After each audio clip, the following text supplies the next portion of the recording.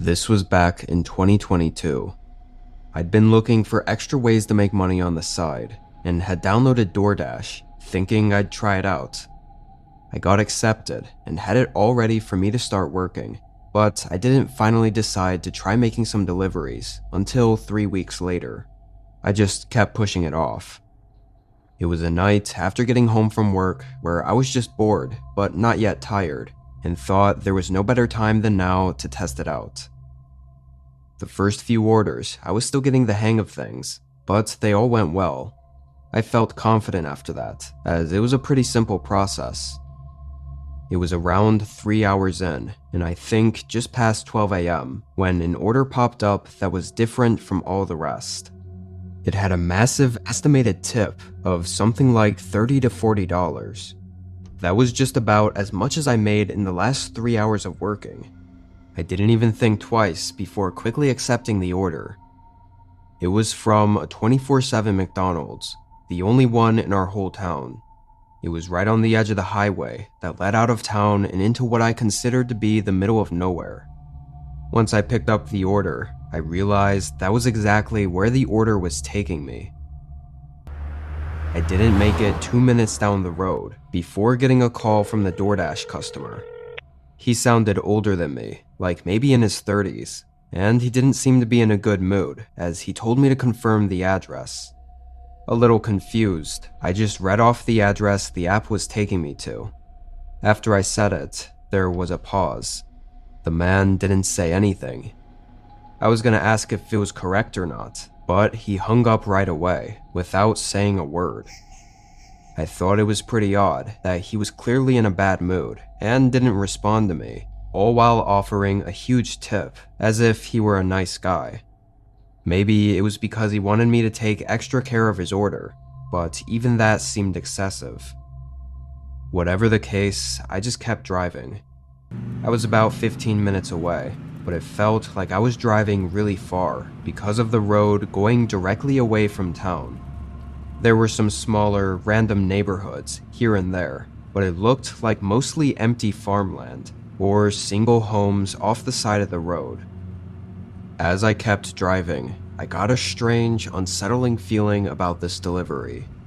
Might have been from the unknown area, or the empty and foggy road, or the odd phone call, but I definitely felt like something was different about this order. Pulling off the road and onto the dirt driveway didn't make me feel any better. I couldn't see much through the dense fog, but I was driving through a tall grass field with no vision of what was at the end. I drove slowly until finally getting to the house. It was sitting by itself in the middle of the field, one of those old farm-looking houses with a large wraparound porch and wooden accents.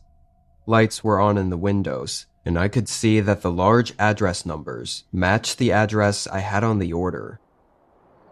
I parked and got out with the food, beginning to walk up to their front door. It was hard not to notice how quiet it was out there. No sounds whatsoever, except for the slight breeze cutting through the tall grass. I didn't even hear anything inside the home, like a TV or people talking. I went to knock on the door, and on the first knock, the door creaked open, like it wasn't fully closed. Immediately, a man's voice called out from the back of the house. It was the same guy from the phone. He asked if I was the DoorDash driver. I said yeah, and that I would just leave his order right here on the porch. But the guy quickly responded and asked if I could set it down inside on the countertop in the kitchen. Again, I noticed he sounded pretty upset, or just in a bad mood for some reason. I took a few steps inside. The house had the smell of old wood, kind of musty, like it wasn't very clean. Within a couple seconds, the man suddenly turned on music. It came from the back, right where I heard his voice come from. It was this old piano song, and was really loud. It kind of freaked me out. Sir? I called out. Hello? He wasn't responding anymore. I started to feel like maybe this wasn't worth it, even for the tip he offered. Everything just wasn't feeling right. Like, why the hell did he just start blasting piano music while I was walking into his house, and just stop responding? Once I was closer to the end of the hallway where the kitchen was, I could see it getting darker. Like the other rooms next to the kitchen, notably the one I thought the guy was in, was fully dark. I stopped walking, dropping the bag on the ground and just hurrying back toward the front door. I nearly had a heart attack, as right when I got close to the door, I saw the guy standing in the dark just a couple feet from it. I distinctly remember the whites in his eyes, almost glowing, as he stared at me with wide eyes. It was like I caught him in the act of something. That split second felt like it lasted minutes, and even thinking about it now, I could have sworn there was something in his hands, but I never directly looked at it, so I can't say for sure what it was. Before anything could happen, I sprinted outside, got in my car, and drove through the fog back to the road.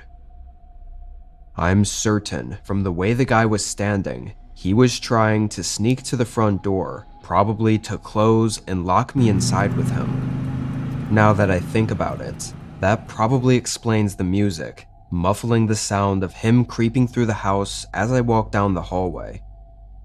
That night, I deleted the app and never looked back. I definitely made some questionable decisions that I'm not proud of, but I don't think I deserved whatever that guy was going to do to me had I been just a few seconds late and been locked inside with him.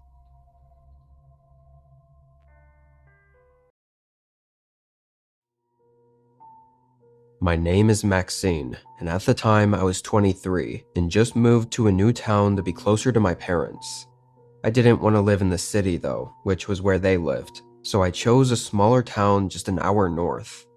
I really knew nothing about it before moving, but my parents said most of the places close to the city were decent, and this town had good prices for apartment rentals. Prior to moving, I was bouncing between jobs, never really finding the perfect fit for me. After getting settled into the apartment and new town, I quickly started looking for job openings. I didn't have much saved up, so I couldn't be too picky. One of the first listings I found was for a local grocery store. Definitely not a chain store, as I'd never heard of the place.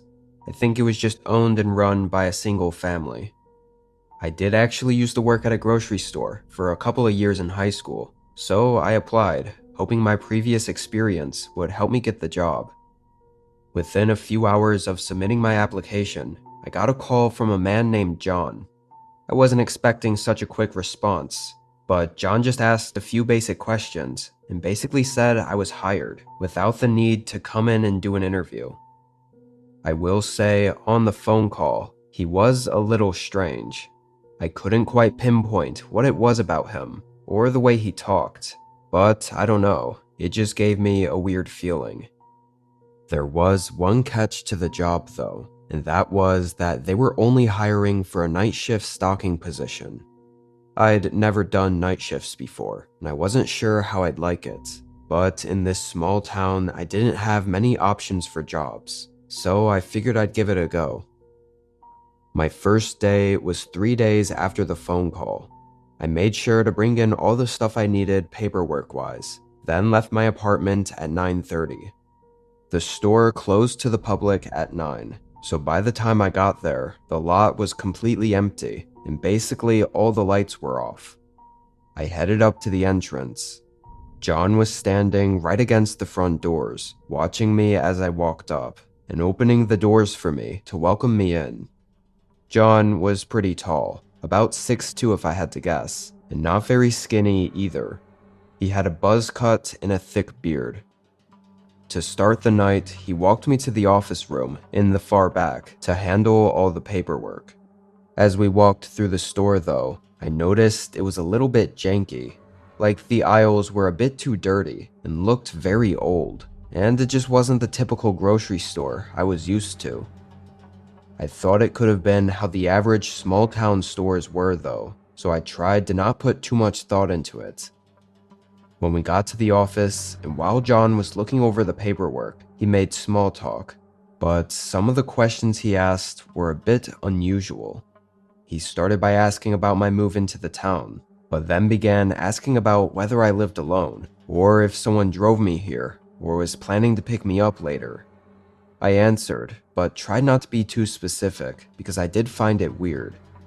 John kept a very wide smile throughout the whole conversation, which didn't match his appearance at all, and it felt unnatural in this really strange sense. Finally though, after leaving my bag and stuff in the office, we got to work. He showed me to an aisle where he had some carts of boxes for me to stock, and left me to it. This was pretty straightforward work, so I got to it. The first hour or so went by without much to say. I did realize pretty quick though that it was only me and John here, no other workers. I wouldn't have thought it to be an issue. However, I started to notice John peeking around the corner a few times and just watching me, I guess. I'd just look up randomly and catch him standing at the end of the aisle, somewhat staring at me. He'd be standing there as if he were there for a few minutes too, not just walking by. But without saying anything, he'd walk away as soon as I saw him. I tried to tell myself he was just catching up on his new employee, but why wasn't he saying anything, or just asking how I was doing? Something was really starting to creep me out about this new manager of mine, and honestly, I was debating if I even wanted to keep this job after tonight. Things just felt off about this whole place. But I told myself I could make that decision later. I just had to get through this shift. I was a little extra aware of my surroundings for the next little bit. I think it was around 2 a.m. when I saw John again, standing at the end of the aisle and looking at me.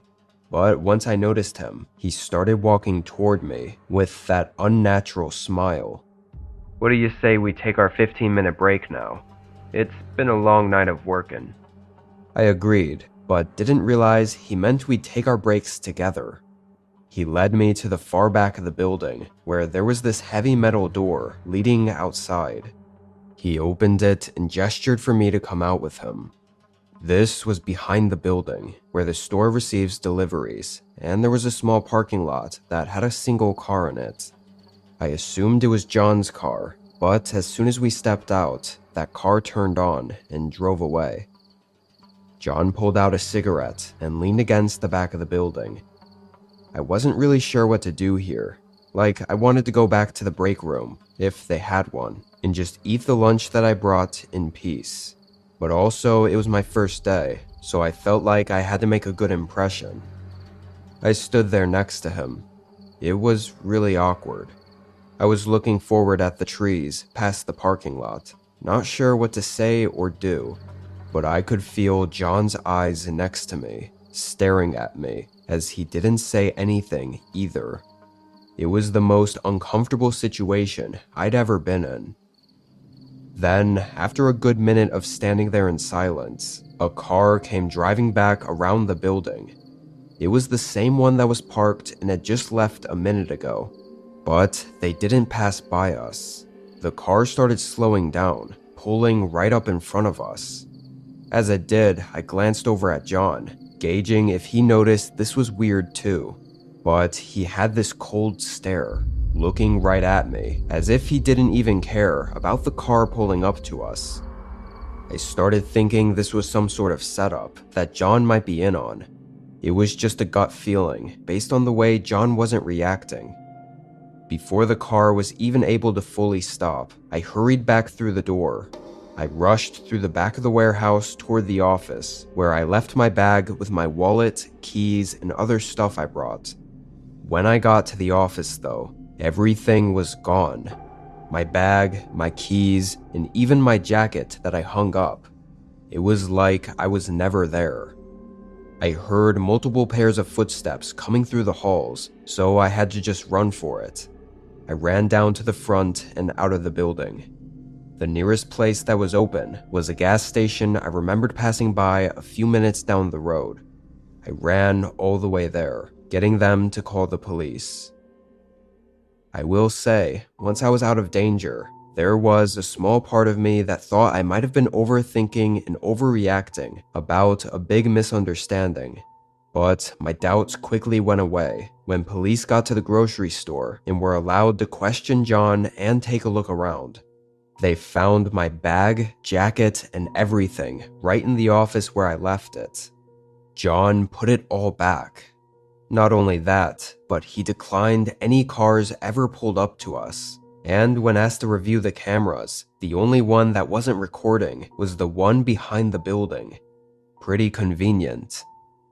Overall, I couldn't prove anything, so the whole case died out.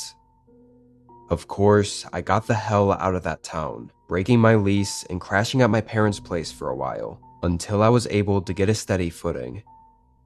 I don't know what was going on that night, or what would have happened. It seemed like John was trying to remove every trace of me ever working there, or even being there at all, and maybe had something horrible planned, but at least I didn't have to find out the hard way.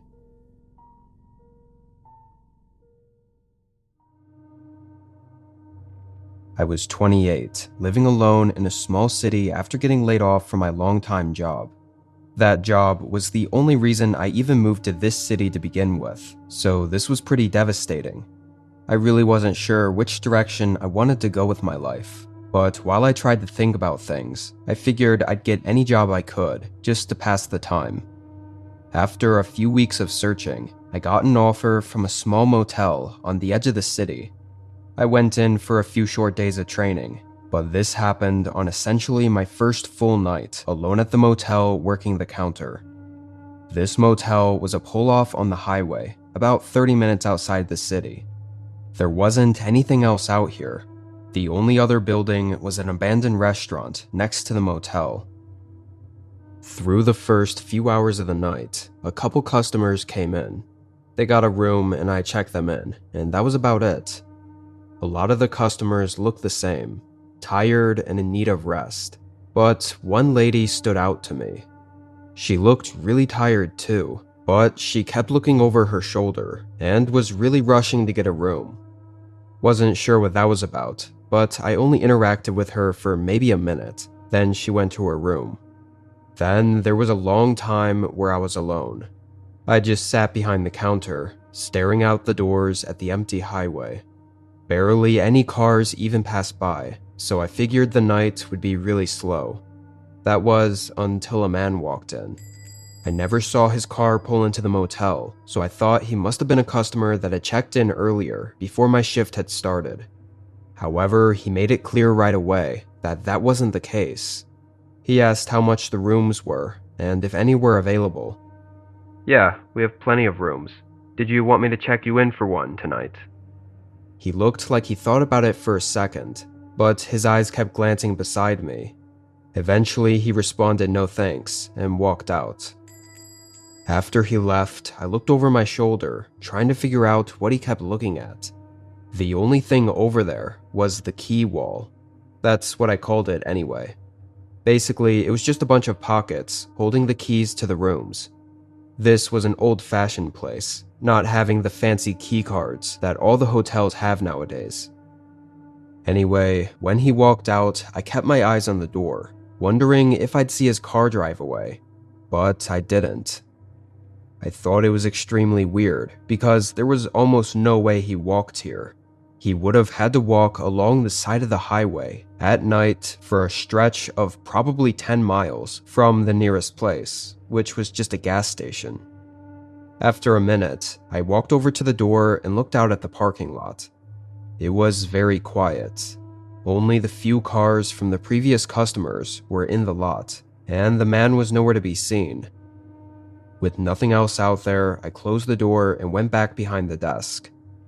The night was going by very slow, and because it was my first night alone, the owner told me to just focus on check-ins and check-outs, and didn't give me anything else to do. A half hour went by, when the sudden desk phone ringing startled me. I quickly picked it up, seeing it was one of the rooms calling. A woman's voice came through. She was clearly in distress as she explained that someone was standing outside her door and wouldn't leave. I quickly got up, and immediately when getting outside, I could see that whoever it was, they weren't there anymore. I hurried up to the woman's room, which was on the far end. When she answered, she looked really nervous. I asked if she knew the guy, or if he said anything, and apparently the man didn't speak at all. She saw him outside her window and asked him to leave, but the man wouldn't, and that's when she called. When the woman described him, though, I immediately knew who she was talking about. It was the guy from earlier. She described him exactly as I remembered he looked like. Kind of tall, and really dead-looking eyes. Now, I asked her if she wanted me to call the police, but she was very adamant about me not calling authorities, saying she didn't want to deal with any of that and was leaving in the morning anyway. She just wanted me to tell them to leave if I saw them. So that was it. I went back to the main room. For the next 2-ish hours, I thought a whole lot about the situation. Like, what was the guy doing here anyway? And why was he standing outside the room?